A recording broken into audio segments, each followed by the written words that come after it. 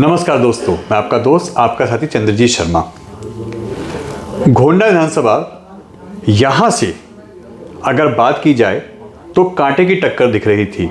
लोग कह रहे थे कि उलटफेर हो सकता है, मगर बातें क्या थी, क्या हुआ, यह तो एक अब इतिहास बन गया है, या ये कहें पिछली बातें रह गई। आज के डेट में जो यहाँ से पहले के विधायक थे और बीजेपी के प्रत्याशी वो दोबारा जीते हैं यहाँ से। जय महावर जी, धन्यवाद भैया आपका टाइम देने के लिए। एन भारत टीवी के सभी व्यूअर्स का मैं हृदय से बहुत बहुत धन्यवाद करता हूँ। विधायक जी, क्योंकि अब तो विधायक जी कहेंगे, क्योंकि प्रत्याशी तो अब रहे नहीं, आप विधायक हो गए हैं। एक चीज कि ये जो जीत है, ये आप जीत किसकी मानते हैं, पार्टी की, अपनी, या लोगों की, गोंडा के? ये गोंडा के लोगों की जीत है, क्योंकि देवतुल्य मतदाताओं ने जो इतना बड़ा भरोसा दिया है। आप देखिए 1993 से भाजपा का जो सफ़र था, उस सफ़र में 2020 से पहले 11,000 से ऊपर कभी भाजपा को जीत नहीं मिली, और 20 में हमको 28,370 की जीत मिली, और बैक टू बैक अभी 26,058 वोटों की जीत मिली है।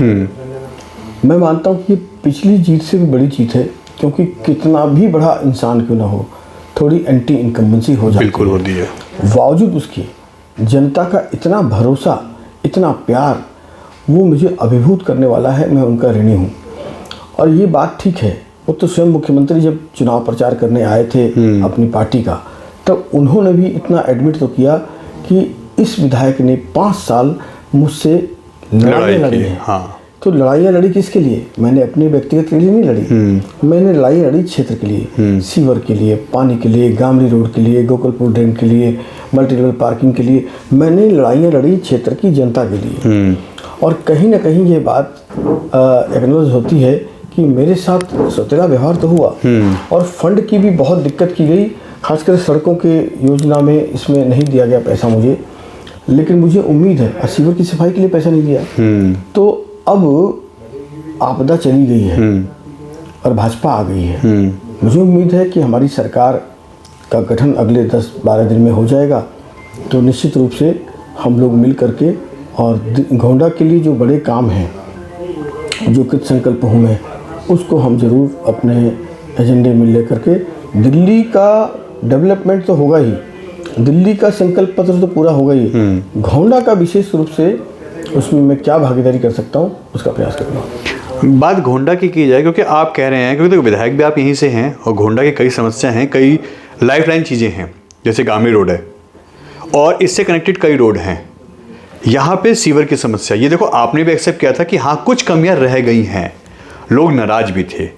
तो अब जैसा चल रहा है कि दावेदारी के नाम में सीएम कैंडिडेट, डिप्टी सीएम या मंत्री के रूप में कहीं भी आपका भी नाम आगे चल रहा है, तो क्या यानी गोंडा का विकास होगा? अब वो चीज़ें टलेंगी नहीं, क्योंकि पार्टी तो तीनों ही कहेंगे, क्योंकि 2 में सेंट्रल में और स्टेट में तो आ गई बीजेपी। एमसीडी के भी सूत्र बता रहे हैं कि जल्दी एमसीडी में भी बीजेपी आ रही है, मेयर उनका होगा। तो यानी अब तो एक 3 तरफा आप काम करने वाले हो सकते हैं, डबल नहीं ट्रिपल इंजन की सरकार आ जाएगी। हाँ, निश्चित रूप से एमसीडी अगर आएगी तो ट्रिपल इंजन ही होगी। अभी तो हम डबल इंजन की बात कर रहे हैं। एमसीडी में तो क्या है कि अभी 12 निगम पार्षद बने हैं विधायक, तो निश्चित रूप से वहाँ चुनाव होने वाले हैं। और चूंकि विधायक हमारे जो नॉमिनेटेड होते हैं 10 विधायक, तो पहले आम आदमी पार्टी के थे, अब बीजेपी के होंगे, तो निश्चित रूप से हमारा पलड़ा भारी होगा, और एमसीडी में भी हम सरकार बना पाएंगे, इसकी मुझे पूरी उम्मीद है। लेकिन आपने जो कहा कि ये बात ठीक है, देखिए हमारे लिए मंत्री, मुख्यमंत्री ये विषय नहीं है, हमारे लिए विषय है उद्देश्य। जो मोदी जी ने कमिटमेंट किया है दिल्ली से, अपनी सेवा का भाव जताया है, जो भारतीय जनता पार्टी ने अपना विजन डॉक्यूमेंट जारी किया है, उसको कैसे हम लागू करके धरातल तक लेके जाएं, कैसे लोगों को अपनी जो डिलीवरी है वो हम दें, जो हमने कहा सो किया, उस पर हमारा ध्यान है, उस पर हमारा फोकस रहेगा। जल्दी से सरकार बने और हम मोदी जी के मुंह से निकले हुए प्रत्येक शब्द जो उनकी गारंटी होते हैं, और मोदी है तो मुमकिन है, हम भी यही मानकर काम कर पाएंगे, तो उनके आशीर्वाद से, उनके मार्गदर्शन से दिल्ली सरकार अंतिम व्यक्ति तक उस सेवा भाव को लेकर जाएगी और जो हमने वादे किए हैं उसको पूरा करेंगे। यानी गामी रोड चौड़ा होने की बात अब तो समस्या नहीं है, अब तो होगा, क्योंकि सरकार दिल्ली में भी आपकी है और सेंट्रल में भी आपकी है। निश्चित रूप से उसमें सेंट्रल का विषय वैसे नहीं है ज़्यादा, हाँ। दिल्ली का ही विषय है, दिल्ली के कारण ही रुका था। तो भाई इसके लिए तो जो भी करना होगा मैं करने ही वाला हूँ, और पहले से भी बहुत तैयारियां हैं मेरी। आज कुछ लोग आए भी थे मेरे कि साहब हमारा क्या होगा, हमारा इतना फुट छूट जाएगा। मैंने कहा आप चिंता मत कीजिए, मुआवजा भी मिलेगा और आपकी प्रॉपर्टी के रेट कितने गुना हो जाएंगे। बिल्कुल होंगे। तो मुझे लगता है कि इस विषय को सरकार आने के बाद जो मेरे 5 प्राथमिकताएं हैं उसमें से जरूर गामी रोड प्रमुखता से रहने वाला है, और मैं तो इसके लिए फाइट करने वाला हूँ, और मेरी सरकार रहेगी तो मुझे लगता है अनुकूलता की स्थिति में मैं इस काम को कराऊंगा। एक बार आप चीफ सेक्रेटरी से मिले थे इसी गामी रोड को लेके, और उन्होंने मना कर दिया था कि नहीं, आप या तो हमारी पार्टी में शामिल हो जाओ या हमारे साथ जुड़ जाओ तो हम फंड देंगे। अब तो शायद वो बातें नहीं होंगी। अब उन्होंने क्या कहा था, मैंने क्या सुना था, मैं उस बातों पे तो नहीं जाना चाहता। हाँ, मगर फाइट आपने की थी। पर मैंने फाइट की डे 1 से। 5 साल मैंने इस गामड़ी रोड को जिंदा रखा, अपने इशूज़ को, और मैं सदन में लगातार उठाता रहा। मैं तमाम आला अधिकारियों से मिलता रहा, जो भी मैं कर सकता था किया, लेकिन घूम फिर कर पीडब्ल्यूडी मंत्री उस पर कुंडली मार के बैठ जाते थे। पहले सिसोदिया जी, बाद में आतिशी जी। मुझे लगता है कि सरकार बदली है तो अधिकारियों के भी मिजाज बदलेंगे, और मैं इसके पीछे पड़ने वाला हूँ। ये मैं एंड भारत के माध्यम से स्पष्ट रूप से कह रहा हूँ कि मुझे इसके लिए जो भी करना पड़ेगा, जो भी लड़ाई लड़नी पड़ेगी, मैं लड़ने वाला हूँ। सांसद जी ने बोला था 100 दिन में आते के साथ काम शुरू कराऊंगा, ये मुद्दे भी थे, गामी रोड भी था एक, मगर एक, क्योंकि आप इस इलाके से आते हैं, अब आपकी सरकार है, आप सरकार में काम करेंगे, पोस्ट मिले वो अलग बात है, मगर एज ए विधायक तो काम करेंगे आप। तो ऐसे में कितने टाइम तक और क्या प्रोसीजर रहेगा? मुआवजे का क्लियर है कि आप कह रहे हैं मुआवजा दिलाऊंगा, दूसरा टाइम कितना लगेगा, ये भी एक आइडिया है? इसमें क्या है कि इसका अलाइनमेंट हुआ था, उस अलाइनमेंट को अगर मान लेती है सरकार, रॉयल इंटरप्राइजेज नाम की कंपनी को चीफ सेक्रेटरी ने हायर किया था, अगर उस अलाइनमेंट को मान लेती है तो नया सिरा से अलाइनमेंट कराने की जरूरत नहीं पड़ेगी। तो क्या सरकार उस अलाइनमेंट को मान लेती है, नया अलाइनमेंट कराती है, पहला काम। दूसरा, लैंड एंड ऑनर एजेंसी, कई बार कहते हैं भाई ये पुराना गांव की जमीन थी, तो हमारे रिकॉर्ड में नहीं है जी, तो कई बार पीछे हट जाते हैं। तो लैंड ऑनरिंग एजेंसी जो है उनके साथ बैठना पड़ेगा उसकी क्लियरिटी के लिए। थर्ड, पीडब्ल्यूडी इसकी मालिक है इस वक्त, तो पीडब्ल्यूडी में इसका बड़ा रोल है, और वहीं पर बार बार फाइलें अटक रही थी। चौथा, रेवेन्यू डिपार्टमेंट मुआवजा तय करेगा, तो हमने 4 गुना का प्रस्ताव लगाया और उन्होंने 2 गुना कहा था जब पिछली बार बात हुई थी। तो किसी ने प्रस्ताव दिया कि भाई ये कॉमर्शियल नहीं है तो आप 4 गुना कैसे कर सकते हैं, तो आप इसको बीच का रास्ता 3 गुना निकालते हैं। 3 गुना कर दीजिए। तो सरकार तय करेगी, उसमें रेवेन्यू डिपार्टमेंट होगा, उसमें बाकी सारे डिपार्टमेंट होंगे, फाइनेंस इन्वॉल्वमेंट होना जरूरी है, क्योंकि जो भी, और उसमें मोड ऑफ ऑपरेशन क्या होगा, किस कागजात पर मिलेंगे, ये सब तय होगा। मानदंड जब तय हो जाएंगे, फ्रेमवर्क हो जाएगा, उसके बाद इम्प्लीमेंट का काम आएगा, और जब इम्प्लीमेंट होगा तो दुनिया देखेगी, और मुझे लगता है इस टर्म में हम इस काम को करेंगे। यानी आप डेडलाइन नहीं दे रहे हैं, ये कह रहे हैं 5 साल में कर दूंगा, ये कंफर्म है? हाँ, डेडलाइन कैसे दे सकता हूँ, अभी तो रोड मैप तो बने। अब मैं झूठ कोई बात कहना नहीं चाहता, पर इस कार्यकाल में इस काम को करूंगा, ये मेरी कटिबद्धता और प्रतिबद्धता है। अगली बार ये काम होने के बाद ही आप जाएंगे जनता के बीच में? हाँ, निश्चित रूप से मैं तो हर चीज़ में ट्रांसपेरेंट रखूंगा जनता के बीच में, और मैं इतना भी कह रहा हूँ कि मुझे अपनी भी सरकार से लड़ना पड़े तो लड़ूंगा। तो अब इससे ज़्यादा मैं कित संकल्पता क्या दिखाऊं? तो अभी मुझे लगता है अनुकूलता से काम होगा, और मैं सामंजस्य बैठाऊंगा, और लोकल बॉडीज़ के लोगों से भी मैं बात करूंगा कि उनका भी लाभ इसमें है, और समग्र जनता का लाभ इसमें है। कुछ लोगों को नुकसान हो सकता है, उनको लगता है, लेकिन मैं उनको भी भरोसा दे रहा हूँ कि आपका कोई नुकसान नहीं होने वाला है, आपको मुआवजा मिलेगा। और जो चीज़ आज 1-1.25 लाख रुपए कम गज के है से, हाँ, जो भी है, वो मुझे लगता है 3 से 5 लाख हो जाएगा, तो उनको कोई नुकसान होने वाला नहीं है।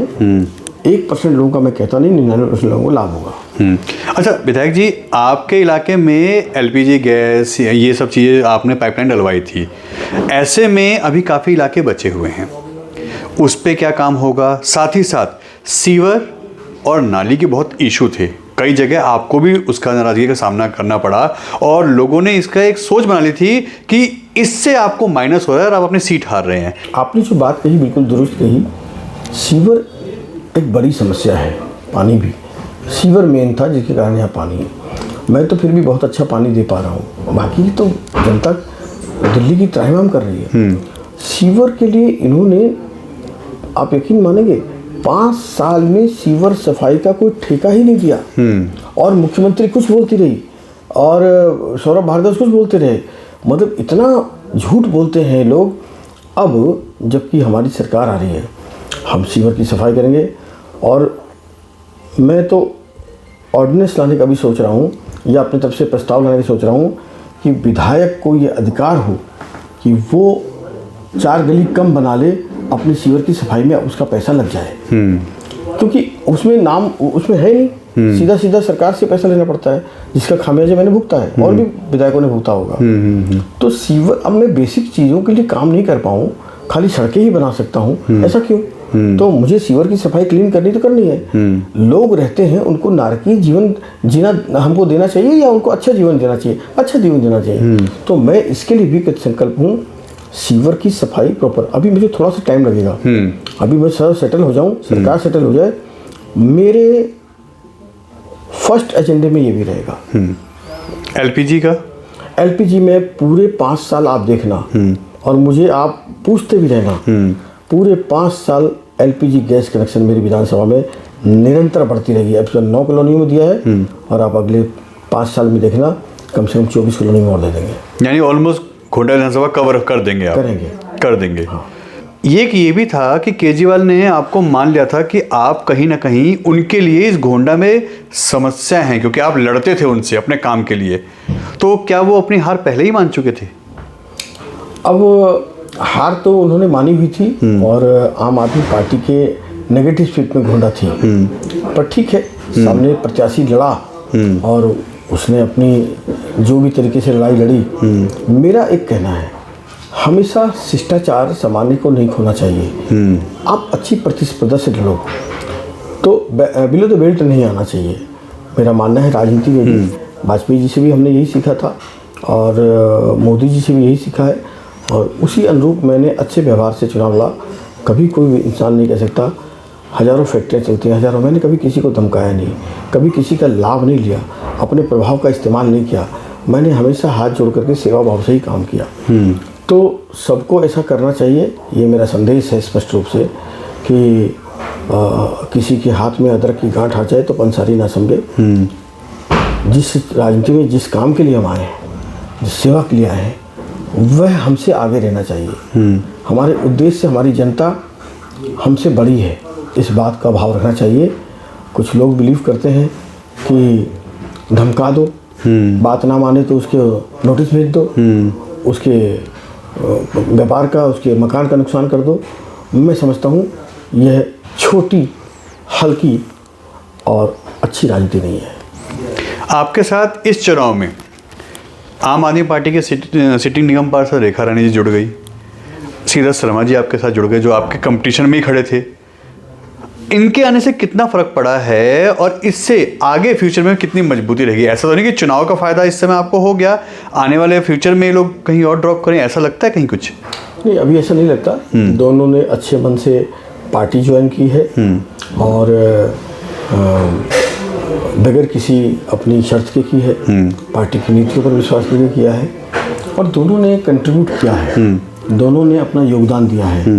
मुझे लगता है कि हर व्यक्ति की अपनी वैल्यू है, उन दोनों की भी अपनी वैल्यू है और उसका लाभ मुझे मिला है। निश्चित रूप से दोनों ने मेरे लिए वोट भी मांगे हैं और आने वाले समय में पार्टी में बहुत से लोग आए हैं, इससे पहले भी आए हैं, मैंने सबका ही मान सम्मान किया है, इनका भी मान सम्मान हमेशा पार्टी में कायम रहेगा। मेरी तरफ से तो मेरी पूरी कोशिश रहेगी। एक समस्या आप भी शायद इसको एक्सेप्ट करेंगे, 5 साल आप कई जगह नहीं जा पाए, ये लोगों ने आपको बोला, कई जगह आपके खिलाफ बैनर पोस्टर भी लगाए गए, हो सकता है राजनीति से प्रेरित भी हो वो चीज़ें, मगर जहाँ नहीं जा पाए वो तो उम्मीद करेंगे कि इस 5 साल में तो आ पाएँ, क्योंकि वोट तो उन्होंने दिया है, आपसे नाराज होकर भी चाहे बीजेपी को वोट दिया है, मगर जीत आपकी उन्हीं की वजह से भी हुई है। तो आप ऐसे में उनके लिए क्या मैसेज देंगे कि अगले 5 साल घर घर जाएंगे, हर गली पहुंचेंगे, हर चौराहे पहुंचेंगे? देखिए, इसमें कुछ कमियां रह गई होंगी, लेकिन मैं मानता हूं कि इसमें कमी कम रही थी, नैरेटिव ज़्यादा सेट करने की कोशिश की गई थी। पर्टिकुलर गली में नहीं गया हूं, घर में नहीं गया हूं, ये हो सकता है, ठीक है, लेकिन उस इलाके में नहीं गया हूं, ये कभी नहीं हुआ। किसी भी गली में आप उठा के देख लीजिए, उसके 3 4 5 गली आगे पीछे में जरूर गया हूँ। पर्टिकुलर गली छूट सकती है तो उसमें। और एक बात और कहता हूँ आपके चैनल के माध्यम से, कोई इंसान खड़ा होकर ये नहीं कह सकता कि उसके सुख दुख की मुझे सूचना आती है, मैं जाता नहीं। 100% तो मैं कहता नहीं, पर 95% मैं पहुँचता हूँ सब जगह। अभी भी आदत है मुझे, सुख में दुख में, पर्व त्योहारों में, सब जगह मैं जाता हूँ।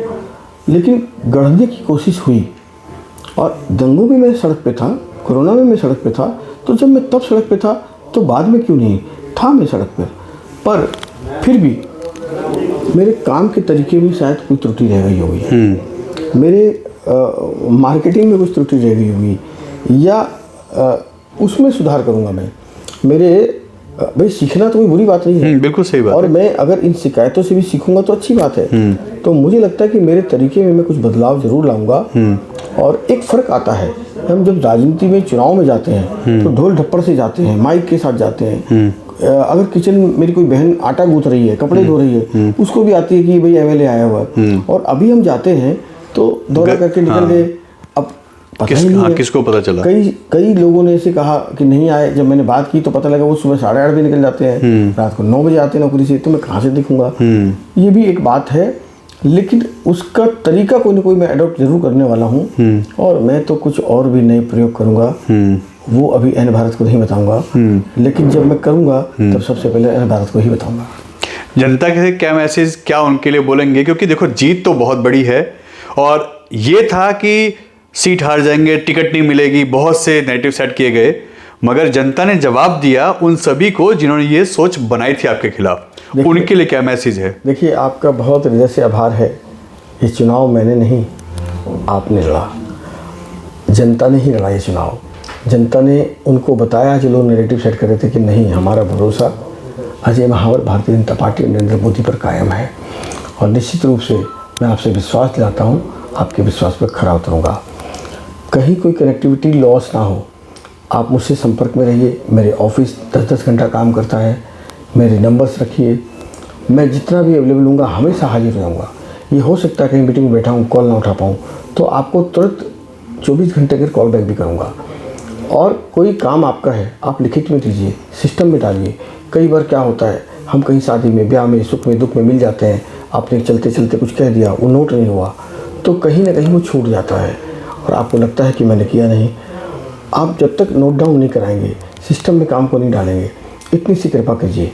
बाकी आप मुझे बुलाएं, मैं आज एन भारत के माध्यम से कह रहा हूँ, मेरे को जो भी बुलाएगा हमेशा समय तय करके मैं खुद आऊँगा। और जगह जगह, चाहे मेरे अलग से कैंप कार्यालय होंगे, दौरे होंगे, कार्यक्रम होंगे, वो भी बहुत आयत में होंगे।